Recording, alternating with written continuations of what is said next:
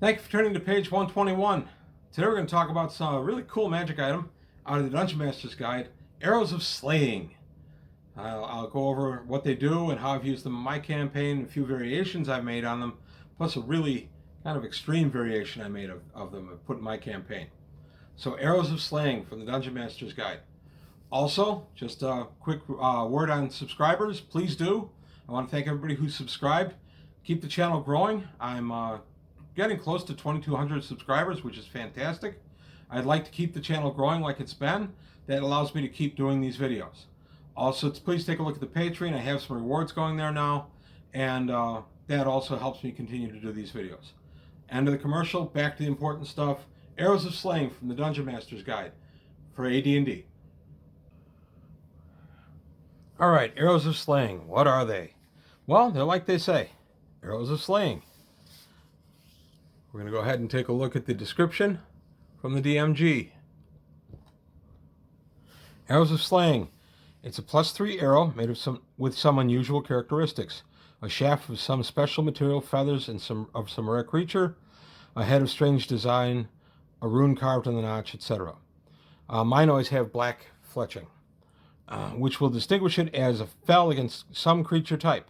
If the arrow is employed against this kind of creature it has been enchanted to slay, the missile will kill it instantly if it hits the target creature.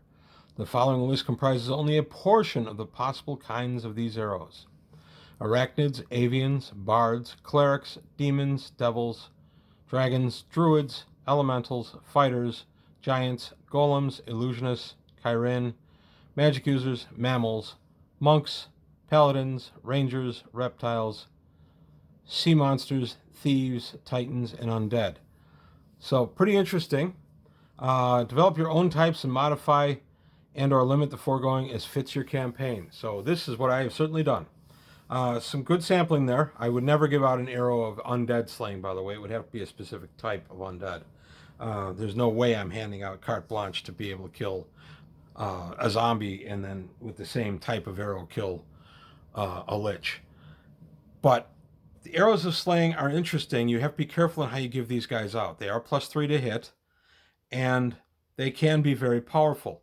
I've put in others based on race, like elf, dwarf, halfling, gnome, that kind of thing, human slaying, where they will kill based on that, or based on thief slaying, based on fighter slaying. I think those are both called out here, but assassins are not, interestingly enough. So I guess you're okay. The neat thing is that this will just kill your target. You get no saving throw versus this. Your target, once they're hit with the +3 arrow, is just dead. If you miss with this arrow, in my game, the arrow is expended. You get one shot with one of these. If you happen to roll, really poorly and you miss even with the +3 arrow, oh well, too bad, too sad, you lost it. The enchantment is discharged either way. So this can become a really powerful thing. So if you give out a clutch of, say, 3 arrows of elf slaying, that can be a real problem for your game.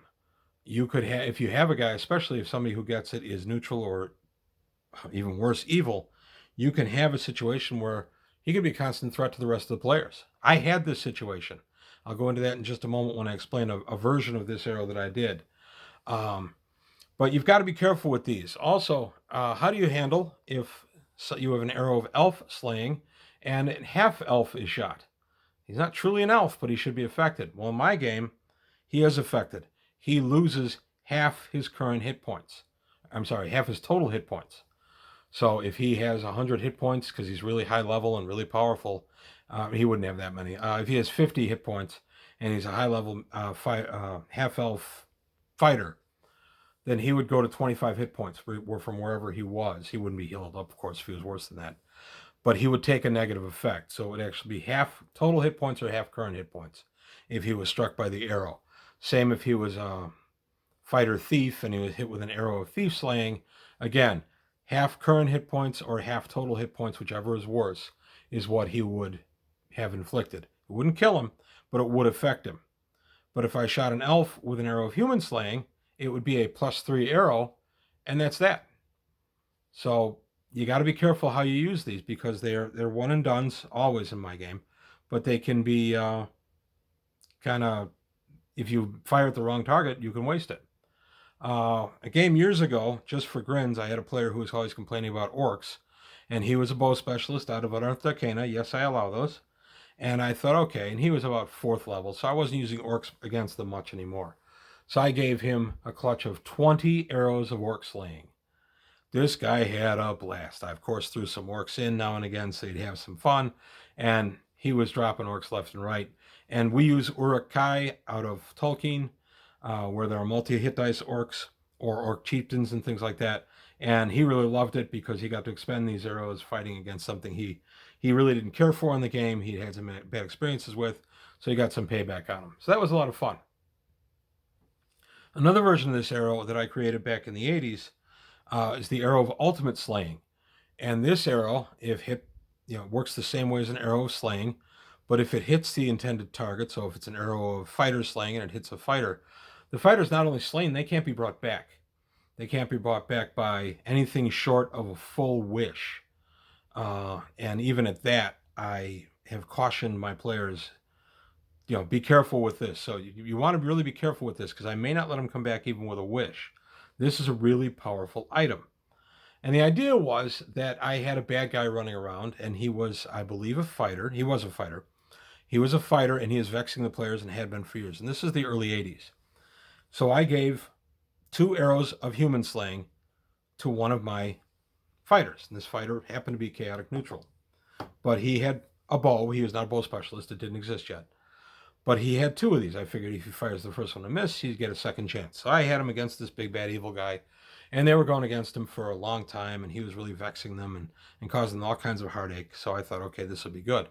Well, what I didn't count on was he and another player at the table, they weren't friends outside of the game. They were just people that came together because of our group. They didn't like each other much. And it spilled into the game for real a couple of times. That used to happen a fair amount in the early 80s. Well, this time, this guy had an arrow of ultimate slaying, and the guy he didn't like was playing a fighter. So he used the arrow, and he killed another player character, and it was an arrow of ultimate slaying. So the other player character was dead. His alignment allowed it, everything allowed it, and in the wild, woolly days of the early 80s, I would not have intervened in something like that. Once he dropped the other player, he himself got dropped by the compatriots of that player in the game. They went on a quest. They were only probably 7th or 8th level. They went on a quest to try to get a wish of some kind, but the game ended up dissolving for obvious reasons long before any kind of quest to bring this guy back through a wish came to pass. That was one room where I always kind of regretted my DMing career. Sometimes you give out an item for an intended reason, and a player, for whatever their thinking is, just use it for something else. And in this case, it was to kind of bust up my game. I'm very careful with my arrows since then. Also, everyone that plays in our group, if you watched our live play from a week or so ago, you know all of us are friends or family. And we don't have that kind of acrimony going anymore. I don't have to worry about that. If I give somebody an arrow of fighter slaying, I know it's not going to be used on a fellow party member unless I've set up an evil campaign where it might be. But we do those very rarely. So just something from my past, a neat magic item, arrow of ultimate slaying. I still give those out now and again, usually to deal with a specific big bad evil guy. I have had a group go on a quest for an arrow of ultimate slaying. They consulted a sage and everything, and were able to find one in dealing with, I believe it was a green dragon. And they went for an arrow of ultimate slaying. They were tired of this thing. It had been preying on local communities and causing all kinds of heartache, and he'd been in my campaign for a while. So they didn't want just an arrow of slaying, they wanted ultimate slaying. They wanted this guy gone. They spent a lot of resources getting this thing. They went on a long quest. They finally got it, but they had one and only one. Now, the arrow of ultimate slaying, I have to mention, I didn't mention yet, I do make +5 instead of +3 to hit. So when it came time to fight the dragon had a great armor class, and it was a tough shot. I think the player needed a 15 or greater natural. Would have been, no, with dexterity, he would need 13 or greater natural. And he did it. He was able to penetrate the armor class, and they ultimately slew the green dragon.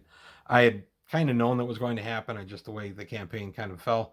And they got the dragon horde. But I diminished the dragon horde a little bit because I'd already rewarded them in the quest for the arrow of ultimate slaying. And I'd made it clear early on that this dragon was new to the area, probably driven out of his other area, so he didn't have much of a horde to begin with. So it's just a couple of ways you can put an arrow of ultimate slaying into your campaign. The other thing you can do is you can make these very specific. You can make it that it only kills left-handed people. It only kills right-handed people. If you use the signs of the zodiac or some equivalent in your game, it only kills those. It only kills longsword specialists. You can really dial this in and make somebody really think twice before they go ahead and they loose that arrow at what they think is a longsword specialist, but he's not. So you can make these as specific or as general as you want. As I said, I would never make an undead arrow of undead slaying and just hand that to a player. That's way too broad in my opinion. I would make it an arrow of vampire slaying or something like that. So that's all I've got to say. By the way, interesting note, arrows of vampire slaying I also call heart seekers. They still do the same thing. It's just that the arrow goes into the heart and kills the vampire. So that's it for today on page 121. That's all I have to say about arrows of slaying. I hope you liked what you heard and saw. If you did, please like and subscribe. Tell me your experiences with arrows of slaying. And that's all I've got. I'll see you next time on page 121.